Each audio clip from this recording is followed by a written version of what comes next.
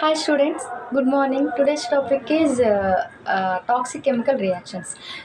Some chemical reactions are very toxic and hazardous, so it's better to take suggestions from your senior chemists and experienced chemists before performing these type of chemical reactions.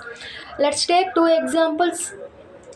First reaction is take the reaction of sodium hypochlorite with hydrochloric acid, and second example is reaction of hydrogen peroxide with ethanol. See, first example is hydrochloric acid reaction with sodium hypochlorite plus HCl. ఈ reaction చూడండి ఎందుకు toxic అవుతుందో let's discuss. When sodium hypochlorite reacts with hydrochloric acid,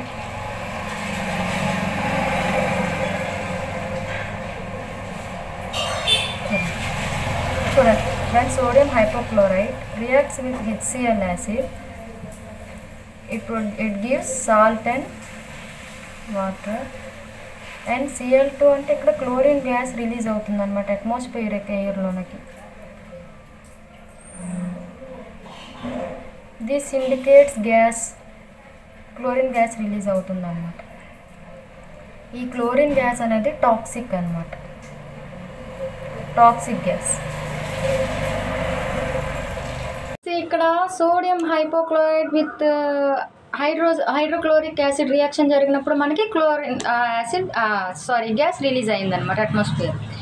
ఈ chlorine gas మనం ఏం చెప్పాం, chlorine gas అనేది used as oxidizing agent and sterilizing agent. But why is it toxic? Toxic ఎందుకు అయ్యింది?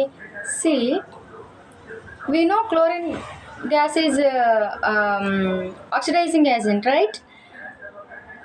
When we inhale it, చూడండి, when chlorine gas మనం inhale చేసాం అనుకోండి, it goes deeper into respiratory tract.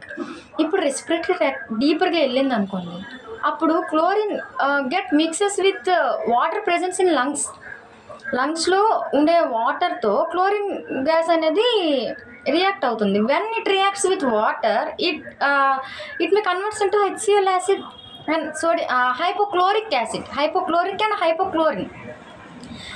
ఇవి చాలా కాన్సన్ట్రిక్ యాసిడ్స్.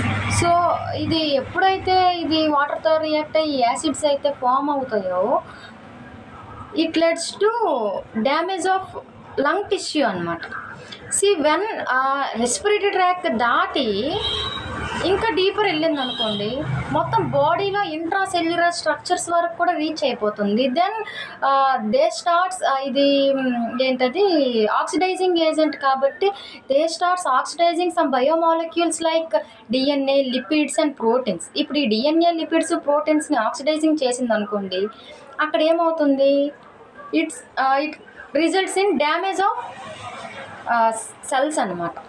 సెల్ స్ట్రక్చర్ని డ్యామేజ్ చేస్తుంది అనమాట. సో ఈ కెమికల్ రియాక్షన్ అనేది టాక్సిక్ అనమాట. Hydrogen peroxide reaction with ethanol.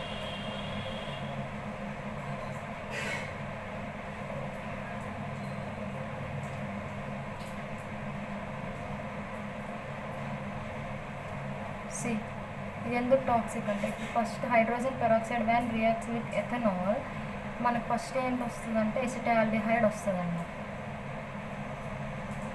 Acetaldehyde వచ్చింది, ఎసిటాల్డిహైడ్ ప్లస్ వాటర్ అన్నమాట. ఇక్కడ ఎసిటాల్డిహైడ్ వచ్చేసి it's a volatile substance. Volatile substance అంటే ఎవాపరేషన్ ప్రెజర్ ఎక్కువ ఉంటుంది అనమాట. If the compound which have high evaporative pressure, అది ఈజీగా బర్స్ట్ అయ్యేది, హై ఫ్లేమ్స్ వచ్చి బర్స్ట్ అయ్యే సిచ్యువేషన్స్ వస్తాయి అన్నమాట. Acetaldehyde volatile substance. So if ఈ రియాక్షన్ కంటిన్యూ అయ్యింది అనుకోండి, CCH3 H2O further reaction continue అయ్యింది అనుకోండి,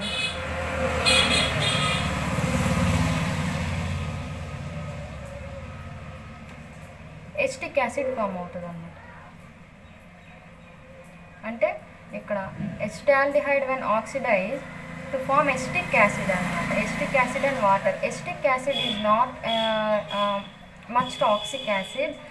బట్ ఎందుకు ఈ రియాక్షన్ టాక్సిక్ అయిందంటే ఇక్కడ ఎసిటాల్డిహైడ్ వాలటైల్ సబ్స్టెన్స్ కాబట్టి ఇది కంటిన్యూ చేసినప్పుడు ఈ రియాక్షన్ కన్ ఫర్దర్ కంటిన్యూస్ ఎసిటిక్ యాసిడ్ మారుతున్న సిచ్యువేషన్లో హీట్ కన్ ఇంక్రీజ్ అయితే, టెంపరేచర్ ఇంక్రీజ్ అయితే, ఇది వాలటైల్ సబ్స్టెన్స్ కాబట్టి ఫ్లేమబుల్ అనమాట తొందరగా. ఇప్పుడు ఈ రియాక్షన్లో హైడ్రోజన్ పెరాక్సైడ్ ఎథనాల్తో రియాక్ట్ అయినప్పుడు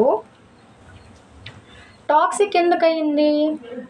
ఇక్కడ మనకు ఫస్ట్ ఇంటర్మీడియట్ ఫామ్ ఏది ఫామ్ అయింది? ఎసిటాల్డిహైడ్ ఫామ్ అయింది. త్రూ ఎసిటిక్ యాసిడ్ అంత టాక్సిక్ కాకపోయినా ఇక్కడ ఎసిటాల్డిహైడ్ అనేది వాలటైల్ సబ్స్టెన్స్ కాబట్టి ఎవాపరేటివ్ ప్రెషర్ ఎక్కువ ఉండడం వల్ల ఎక్స్ప్లోజివ్ అయ్యే ఛాన్సెస్ ఉన్నాయన్నమాట. వెన్ హీట్ ఇంక్రీజెస్, ఇప్పుడు మనం టెంపరేచర్ రైజ్ చేస్తున్న కొలది ఎసిటాల్డిహైడ్ హైడ్రోజన్ పెరాక్సైడ్తో రియాక్షన్ అవుతున్న టైంలో బర్స్ట్ అయ్యే ఛాన్స్ ఉందన్నమాట. అందుకనమాట ఇది టాక్సిక్ అనమాట. Before going to perform these type of reactions you have to take suggestions from your senior and experienced chemists అనమాట.